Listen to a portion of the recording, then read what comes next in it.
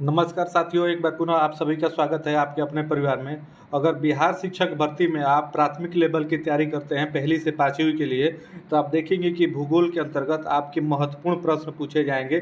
भूगोल आपका सिलेबस में दिया हुआ है। तो इस वीडियो में हम भूगोल के महत्वपूर्ण 10 प्रश्नों को जानेंगे जो आपकी परीक्षाओं में पूछे जा सकते हैं, और ये हमारी पहली वीडियो रहेगी। ऐसी छोटी छोटी वीडियो हम 10-10 प्रश्नों का आपका डेली बताया करेंगे, जो आपके लिए काफ़ी हेल्पफुल साबित होगा। आप अनदर वीडियो देखते हैं, देखते रहिए, लेकिन इन प्रश्नों को भी आप देखिए और हल करिए कि आप इन प्रश्नों को कर पाते हैं कि नहीं। आप देखेंगे कि इसी प्रकार के प्रश्न आपके भूगोल के अंतर्गत पूछे जाएंगे। तो आइए वीडियो की शुरुआत करते हैं और महत्वपूर्ण 10 प्रश्नों को थोड़े से समय में देख लेते हैं, जो आपके लिए काफ़ी हेल्पफुल साबित होगा। और हाँ, वीडियो की शुरुआत करने से पहले आप अभी तक हमारे चैनल को सब्सक्राइब नहीं किए तो चैनल को सब्सक्राइब करके हमसे जुड़ जाइए, ताकि ऐसी वीडियो हम आपको हमेशा प्रोवाइड कराते रहेंगे। अब देखेंगे भूगोल आपका पर्यावरण और जो सामाजिक अध्ययन का आपका सिलेबस में दिया है उसके अंतर्गत ये आता है। ये भूगोल की हमारी वीडियो रहेगी, पहली क्लास रहेगी, महत्वपूर्ण आपके टॉप 10 प्रश्न रहेंगे। तो आइए पहले प्रश्न को देखते हैं।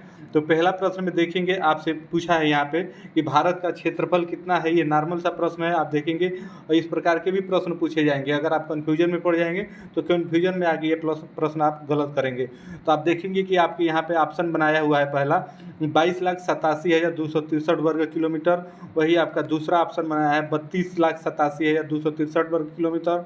आपका तीसरा ऑप्शन है 39,57,636 वर्ग किलोमीटर।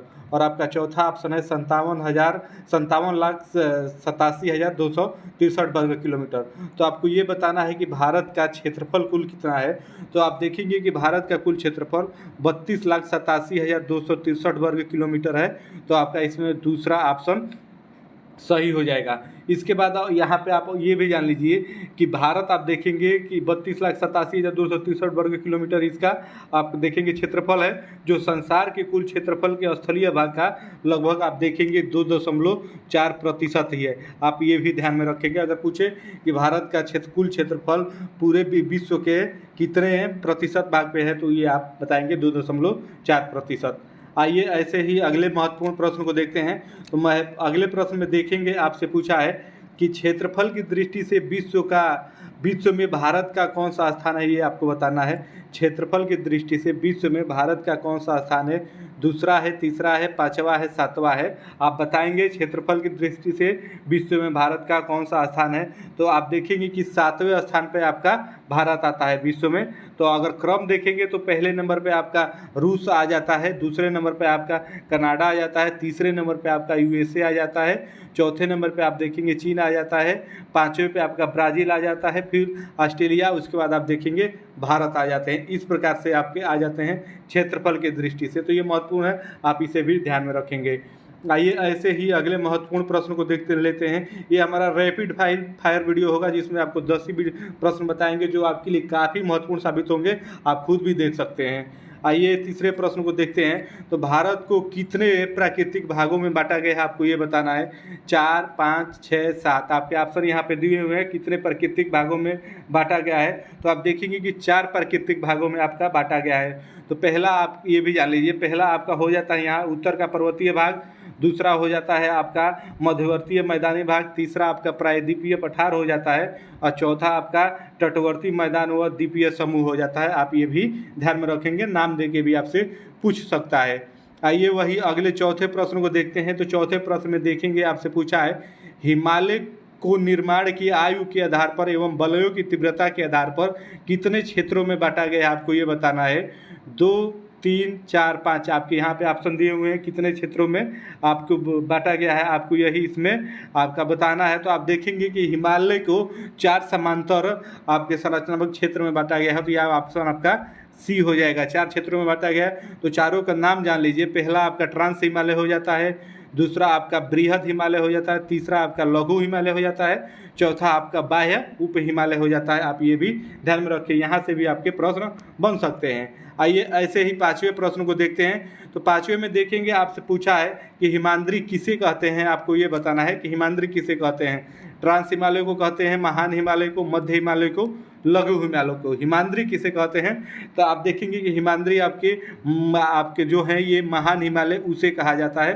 तो अर्थात आपका विकल्प बी सही हो जाएगा। इसमें आप ये और भी जान लीजिए, हिमालय के उत्तरी भाग में स्थित श्रृंखला को महान या आंतरिक हिमालय या हिमाद्री के नाम से जाना जाता है, और यह सबसे अधिकतम सतत श्रृंखला वाला आप देखेंगे हिमालय है, जिसमें लगभग 6000 मीटर की औसत ऊंचाई वाले सर्वाधिक ऊंचे शिखर हैं। आप ये भी ध्यान में रखेंगे। आइए ऐसे ही छठे प्रश्न को, अगले प्रश्न को देखते हैं। तो अगले प्रश्न में देखेंगे, आपसे पूछा है कि महान हिमालय की औसत ऊंचाई कितनी है। महान हिमालय की यहाँ पे केवल आपको औसत ऊंचाई बतानी है। 5500 आपका दिया हुआ है मीटर, यहाँ पे मीटर आप बना लीजिए, ये सारे आपकी ऊंचाई मीटर में दिया हुआ है। तो 5500 मीटर, 6000 मीटर, 7800 मीटर, 8500 मीटर। तो आपको ये बताना है कि कितने मीटर है आपका महान हिमालय। तो ये आपका 6000 मीटर है, अर्थात आपका बी ऑप्शन सही हो जाएगा। आप इसे भी ध्यान में रखेंगे। इससे जुड़े हुए फैक्ट आप ये और जान लीजिए कि ये तो आपका 6000 हुआ, जबकि इसकी सर्वोच्च चोटी माउंट एवरेस्ट आप देखेंगे ऊंचाई में लगभग आपका 8848 मीटर है। आप ये भी ध्यान में रखेंगे।